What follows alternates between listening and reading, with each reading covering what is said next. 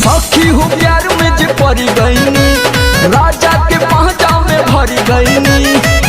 पिया संगे प्यार के पढ़ाई में टूटी गईल चूड़िया कलाई में, कलाई में। सैया संगे पलंग के लड़ाई में, लड़ाई में टूट गईल चूड़िया